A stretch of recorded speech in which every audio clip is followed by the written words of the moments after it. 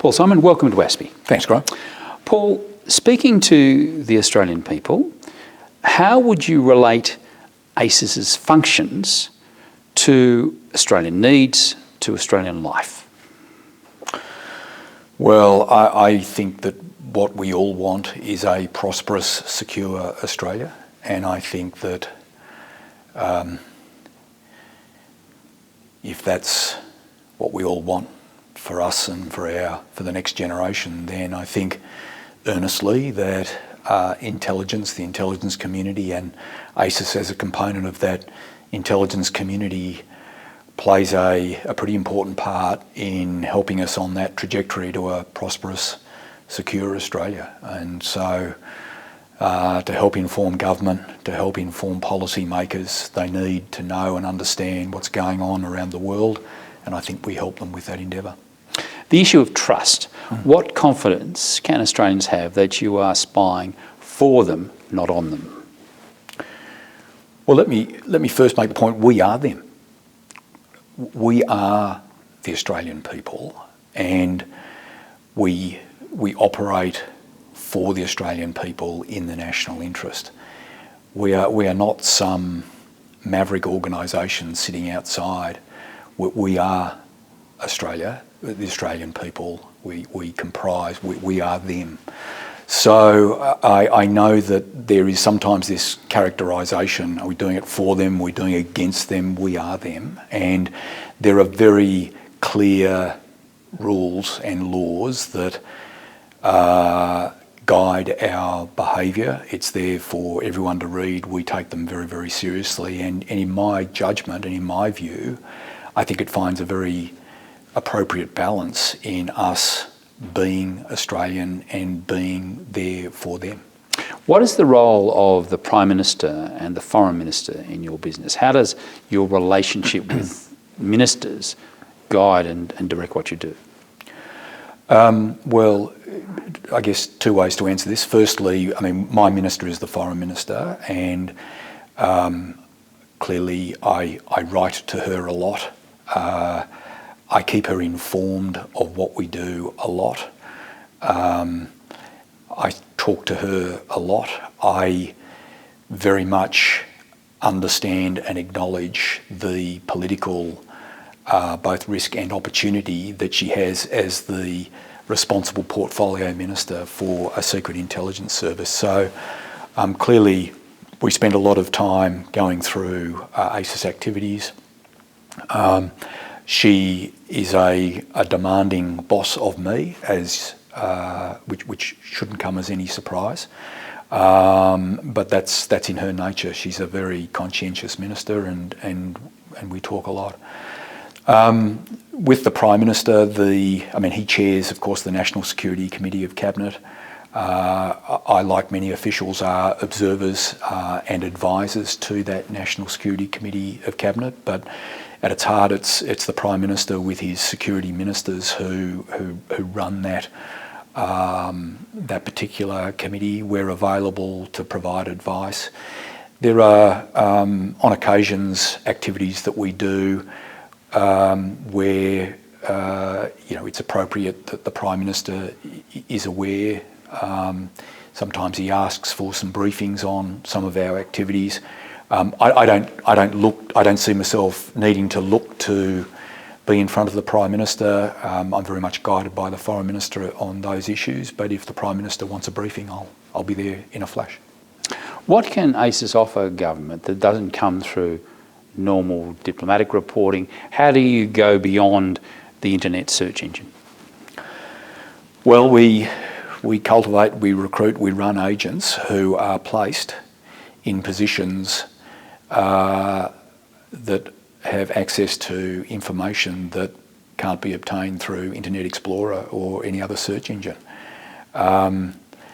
If information can be obtained through less high-risk means, then that's the method of choice. And much of the material that DFAT obtains through their relationships, through the cables they send back, through the work that they do as diplomats, that our media do.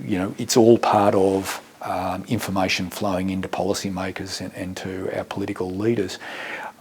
We really are trying to pick the eyes out of the most sensitive secrets overseas that bear in on our national interest and help inform a judgment that our government needs to make, whether it's in relation to our military, our economic, our security outlook. We're trying to help inform that debate, and we are looking for that piece of gold that is not obtainable by any other means. So how good are you, do you think, at getting secrets that can be turned into knowledge that will guide what a government does? Well, I think we're good because I think we've proven over many, many years, and well before I joined at ASIS, we have proved that we can turn those bits of nugget into a product that is digestible, that helps inform policy, political calculations that need to be made. So, you're asking me to mark my own homework. I did mention in an earlier conversation that we had that others mark our homework as well, and frankly, I prefer others to mark our homework. Rest assured, if the Foreign Minister or the Prime Minister was not happy with the work that we were doing, I have no doubt that they would let me know. But I also know through the assessment processes we have in the intelligence community that there are a lot of people asked, are we delivering the sort of nuggets, the gold that they need? And they're a pretty demanding audience, and they actually mark our homework for us, and they rate us very well. On media, how worried are you about the way that ASIS is described or written by journalists? And is James Bond a blessing or a curse? Well, let's answer that first. James Bond is both a blessing and a curse. Blessing because on holidays it's a darn good read or a darn good movie. Curse because there's so much wrong, and so there's so much wrong with the way he performs his function. He's licensed to kill. We don't give people a license to kill. He has, one would suggest, an ego, aspects of narcissism that wouldn't sit comfortably with my people. So he's a blessing and a curse, but a darn good read and a darn good watch. And the way the media approach Australia's spies? Well, I think there are two classes, to be honest. I think, like with many professions, there's a quite sort of superficial portrayal, and that comes with any organisation. It happens with elite sportsmen, it happens with organisations like ours, it happens in a lot of walks of life. Can't do much about that. It's the informed media. It's the, I guess, interested, the curious Australians who wonder about the place of intelligence, the need for a foreign espionage service.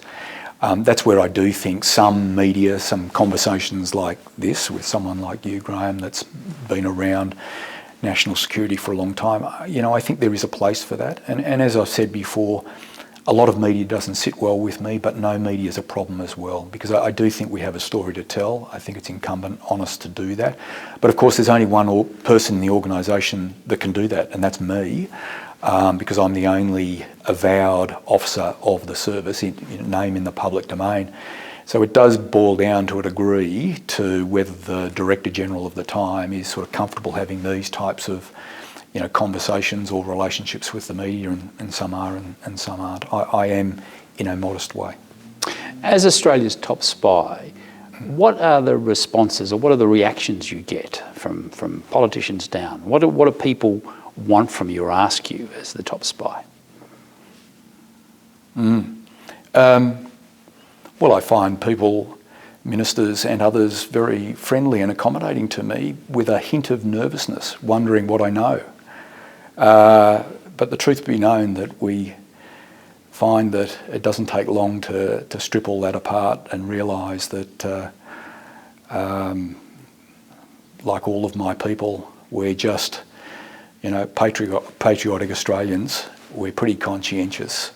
We take our job pretty seriously. We have a lot of fun and a lot of laughs inside the organisation. We're normal human beings. So that all gets stripped away. Once you take the label away, it gets stripped away pretty quickly.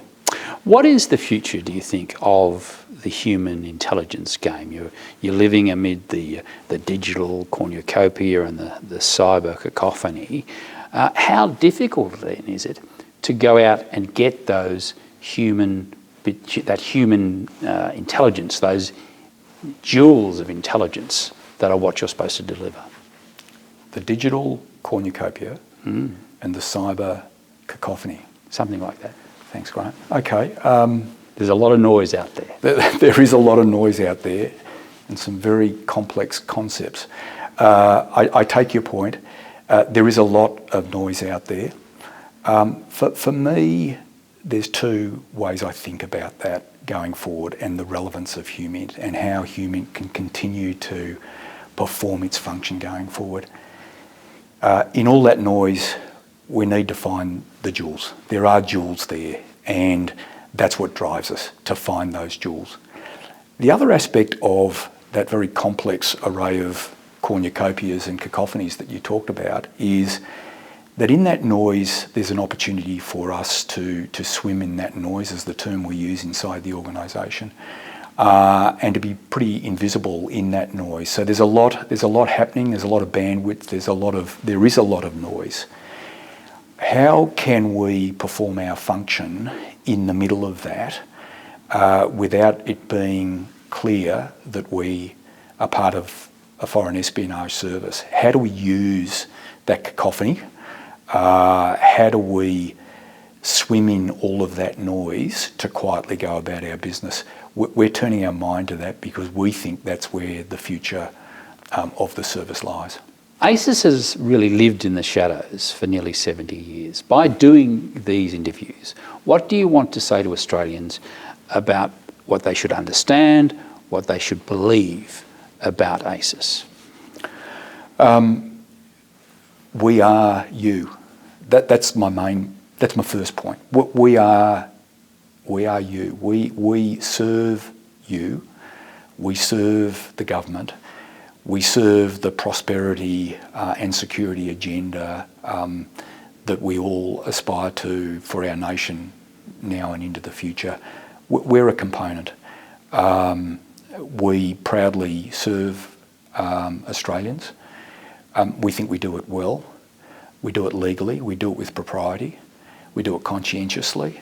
And so really my message is, while there is a certain mystique around a secret intelligence service, we know our bearings, we have our bearings, we care deeply about what we do. We're here for Australia, we're here for Australians, we serve with pride. That's the message I want to send. Paul Symon, thank you. Thanks, Graham.